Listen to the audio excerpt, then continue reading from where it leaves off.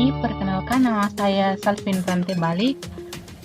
Di sini saya mau membahas sedikit tentang flowchart sistem informasi pengolahan data nilai berbasis web. Nah, di sini ada login yang menggunakan simbol persegi panjang yang artinya proses perhitungan atau proses pengolahan data. Kemudian di sini ada simbol tanda panah atau garis alir yang artinya ini adalah arah aliran program selanjutnya. Kemudian di sini ada lagi memproses login yang menggunakan simbol persegi panjang yang berfungsi masih sebagai proses. Kemudian di sini masuk lagi ke cek user dan password yang masih dalam proses. Kemudian di sini kita masuk ke validasi. Dan di sini validasi menggunakan simbol bola ketupat yang artinya perbandingan pernyataan penyeleksian data yang memberikan pilihan untuk langkah selanjutnya. Di sini ada dua pilihan, ya atau tidak. Jika kita memilih tidak, kita akan kembali ke login. Jika kita pilih ya, kita akan masuk ke tampilan menu. Kemudian di sini ada menampilkan menu, dan di sini menggunakan simbol persegi panjang yang artinya di sini masih proses, dan di sini kita masuk lagi ke pilih mata pelajaran, dan di sini masih proses karena masih menggunakan simbol persegi panjang. Kemudian kita masuk ke input mata pelajaran yang masih menggunakan simbol persegi panjang yang artinya masih proses. Kemudian di sini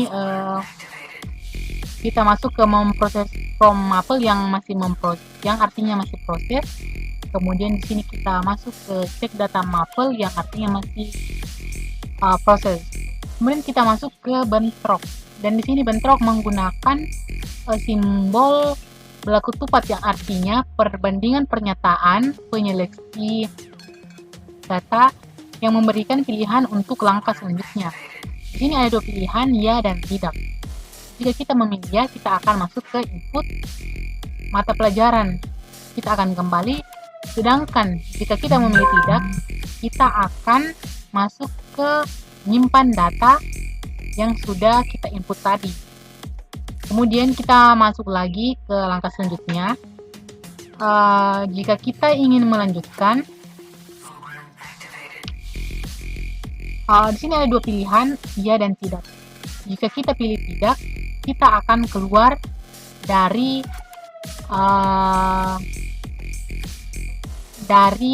menampilkan menu atau dari login. Kita akan exit. Kemudian jika kita pilih ya, kita akan kembali ke menampilkan menu.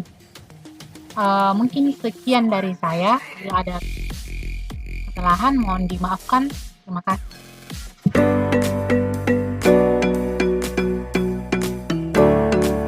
Perkenalkan, nama saya Feby Febriola. Saya akan melanjutkan poin kedua, yaitu sistem dengan prioritas tertinggi akan dipilih untuk pengembangan suatu sistem yang diusulkan harus layak. Yang pertama, kelayakan teknis untuk melihat apakah sistem yang diusulkan dapat dikembangkan dan diimplementasikan dengan menggunakan teknologi yang ada, atau apakah teknologi yang baru dibutuhkan. Ada beberapa pertanyaan. Yang pertama, apakah teknologi yang dibutuhkan sudah tersedia? Kelayakan teknis yang tersedia berdasarkan analisis teknologi dari segi hardware, nilai berbasis web sudah memiliki perangkat yang layak dioperasikan dan jaringan internet yang siap untuk dipakai. Yang kedua, apakah teknologi yang akan digunakan ini dapat berintegrasi dengan teknologi yang sudah ada? Teknologi yang lama masih menggunakan cara tradisional sehingga ketika terjadi konversi tidak akan memakan biaya yang banyak, hanya butuh tenaga untuk menginputkan semua data yang disimpan. Yang ketiga, apakah sistem yang sudah ada dapat dikonversikan ke sistem yang dengan teknologi baru? Sistem yang lama tidak dapat dikonversikan ke sistem yang baru dikarenakan perbedaan mekanisme pengolahan datanya. Data yang ada di sistem yang lama harus diinputkan ke dalam database penyimpanan aplikasi sistem yang baru. Keempat, apakah organisasi memiliki orang yang menguasai teknologi baru ini? Belum ada tenaga yang mengerti mengenai fisik terutama coding dari sistem yang dibuat, namun beberapa mampu mengoperasikan komputer dan familiar dengan komputer sehingga bisa dijadikan staf yang bertugas menginputkan data, mengelola transaksi, dan melakukan backup data.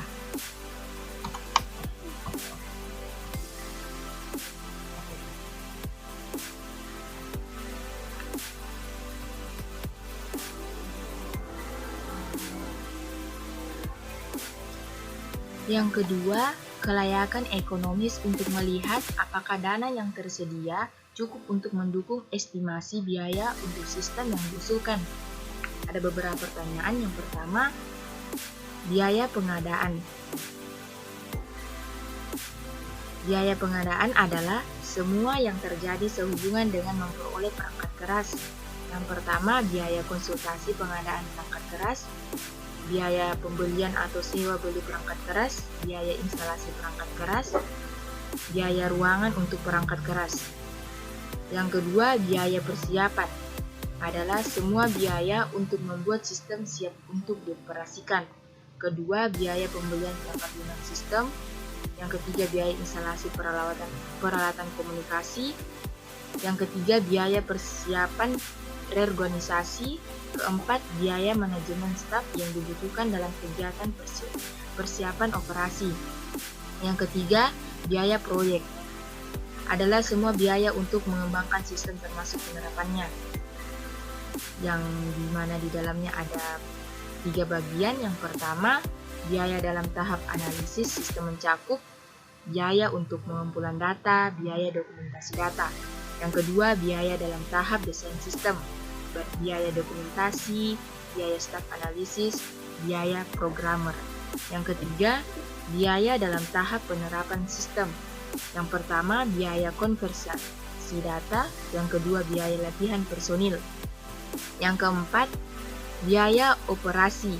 Biaya-biaya yang dikeluarkan untuk mengoperasikan sistem supaya sistem dapat beroperasi. Yang pertama, biaya personil, biaya overhead, biaya perawatan perangkat keras, biaya perawatan perangkat lunak, biaya perawatan dan fasilitas. Baiklah, di sini saya akan melanjutkan materi dari saudari Feby Febriola, yaitu sistem dengan prioritas tertinggi akan dipilih untuk pengembangan suatu sistem yang diusulkan harus layak, yaitu sistem ini harus memenuhi kriteria sebagai berikut. Kelayakan legal melihat apakah ada konflik antara sistem yang sedang dipertimbangkan dengan kemampuan perusahaan untuk melaksanakan kewajibannya secara legal. Software yang digunakan yaitu PHP dan MySQL. Merupakan program open source sehingga tidak diperlukan pembelian lisensi dan menggunakan hak cipta publik. Dari segi kelayakan hukum, Amikom dapat menerapkan software tersebut dan tidak akan terkendala masalah hukum terutama hak cipta karena masing-masing software open source.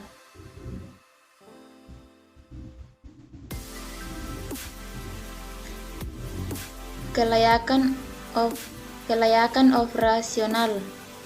Untuk melihat apakah prosedur dan keahlian pegawai yang ada cukup untuk mengoperasikan sistem yang diusulkan atau apakah diperlukan penambahan atau pengurangan prosedur dan keahlian.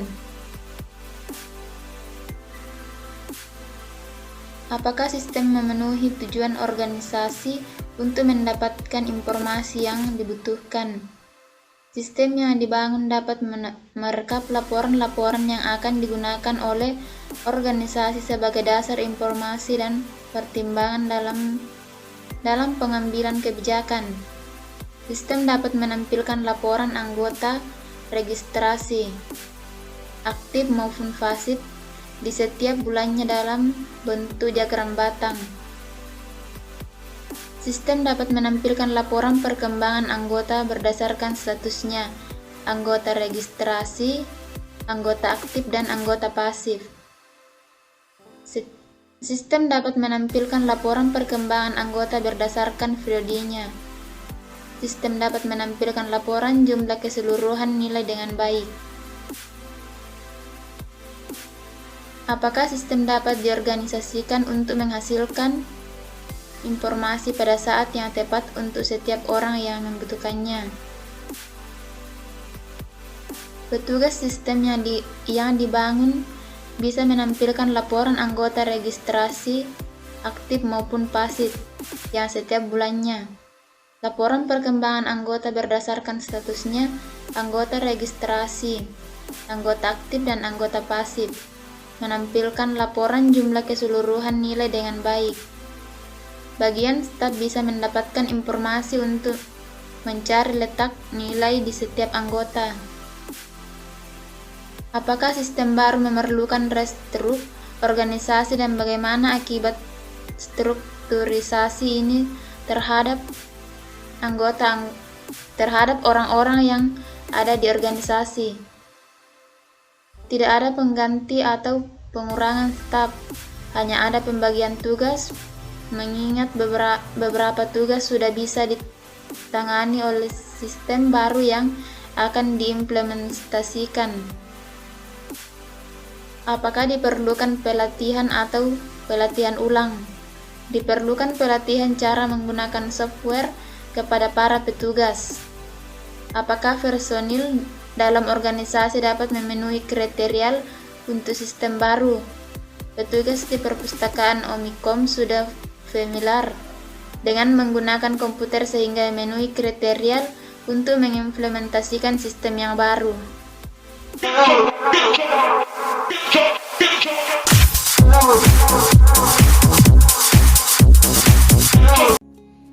Baik, perkenalkan, nama saya Restu Padang, NIM 1904411